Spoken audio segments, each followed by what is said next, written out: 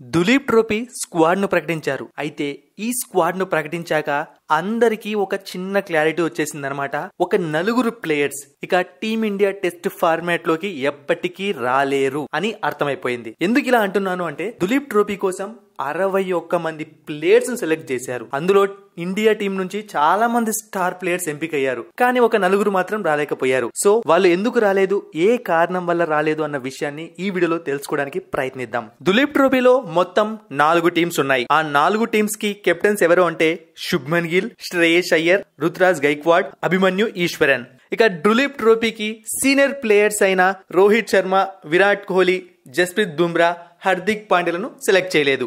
ఇక ఈ మధ్య ఇండియా టీంలో ఆడిన చాలా మంది ప్లేయర్స్ ఇందులో ఉండడం విశేషం.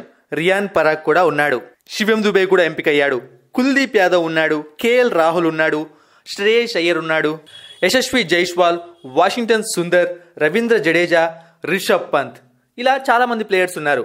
అయితే సంజు శాంసన్, రింకు సింగ్, పృథ్వీ షా అండ్ యుజ్వేంద్ర చాహల్ మాత్రం ఎక్కడా కనిపించలేదు. దులీప్ ట్రోఫీని ఎందుకు పెడుతున్నారో అందరికీ తెలుసు. దులీప్ ట్రోఫీని ఆడమని ఇంపార్టెంట్ ప్లేయర్స్ అందరికి ఎందుకు చెప్పారో కూడా తెలుసు. నెక్స్ట్ మనకు బంగ్లాదేశ్ తో టెస్ట్ సిరీస్ ఉంది.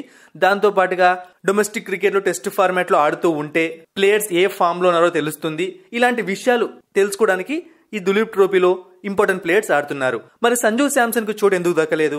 సంజు శాంసన్ ని టెస్ట్ ఫార్మాట్ లోకి తీసుకోవాలని టీమిండియా మేనేజ్మెంట్ ఏ ఒక్క క్షణం కూడా అనుకోలేదన్నమాట. అంటే ఇప్పుడు కాదు, తను క్రికెట్ లోకి వచ్చినప్పటి నుంచి కూడా తను టెస్ట్ ఫార్మాట్ లోకి ఎంటర్ అవుతాడని ఎవరు భావించలేదు. అసలు తనని ఆ యాంగిల్లో చూడలేదు. ఓన్లీ వన్ డే T20 అనుకున్నారు. సో అందుకే సంజు శాంసన్ కి చోటు కల్పించలేకపోయారు. అదే టైంలో సంజు శాంసన్ వికెట్ కీపర్ అనమాట. టీమిండియాలోకి వచ్చినా, దులీప్ ట్రోఫీ గెలినా, ఇంకా ఏ ట్రోఫీ ఆడినా సంజు శాంసన్ వెళ్ళాడు అంటే అక్కడ పోటీ ఉంటుంది. ఆ పోటీలో ఎప్పుడు అదృష్టం ఎప్పుడు అవతలి వాళ్ళనే వరిస్తుంది. సంజు శాంసన్ కి అవకాశం వచ్చినా ఫెయిల్ అవుతూ ఉంటాడు. ఇది మనం చూస్తూనే ఉన్నాం. మరి యుజ్వేంద్ర చాహల్ పరిస్థితి ఏంటి? చాహల్ ఇండియాకు క్రికెట్ ఆడి చాలా కాలం అయిపోయింది. రీసెంట్ గా T20 వరల్డ్ కప్ కు సెలెక్ట్ అయ్యాడు, కానీ చోటు రాలేదు. ఇక తర్వాత సిరీస్లకు సెలెక్ట్ అవుతూ ఉంటాడు, కానీ చోటు రావట్లేదు. చాలా మందికి అర్థం కాని విషయం, ఎందుకు చాహల్ అంత బాగా బౌలింగ్ చేస్తున్న ఛాన్స్ ఇవ్వట్లేదు అని. ఇక్కడ రాకెట్ సైన్స్ ఏమీ లేదనమాట. చిన్న రీజన్ ఏంటి అంటే చాహల్ ఫీల్డింగ్ లో చాలా వీక్. ఆ కారణం చేతనే చాహల్ ను పక్కకు పెడుతున్నారు. ఈ విషయం చాలా మందికి తెలియదు. చాహల్ ఎందుకు తీసుకోలేదా అని చెప్పి ఆశ్చర్యపోతూ ఉంటారు.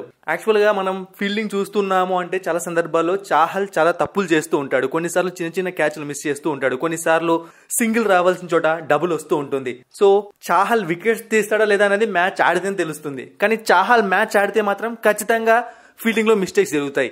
ఈ కారణం వల్లే తనకు ఇండియాలో చోటు రావట్లేదు. ఇక రింకు సింగ్ విషయానికి వచ్చాము అంటే ఇది మాత్రం ఇంతవరకు ఎవరికి అర్థం కాని విషయం. ఎందుకంటే తాజాగా ఈ మధ్య కాలంలో రింకు సింగ్ ఖచ్చితంగా టెస్ట్ క్రికెట్ ఆడాలని చెప్పి చాలా మంది లెజెండ్స్ అంటూ ఉన్నారు. బట్ రింకు సింగ్ కి మాత్రం దులీప్ ట్రోఫీలో చోటు రాలేదు.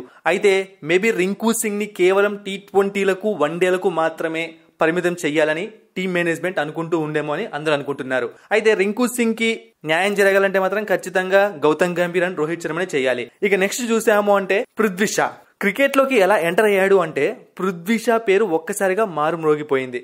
టెండూల్కర్ రికార్డులు బద్దలైపోతాయని అందరూ అనుకున్నారు. కానీ అంతే ఫాస్ట్ గా డౌన్ అయిపోయాడు. పృథ్వీ షా ఇప్పుడు దులీప్ ట్రోఫీలోకి ఎంటర్ కాకపోవడం పెద్ద ఆశ్చర్యం కలిగించే విషయం కాదు. ఎందుకంటే నెక్స్ట్ ఇయర్ IPL లో ఏ టీంలో ఉంటాడో కూడా ఎవరికీ తెలియదు.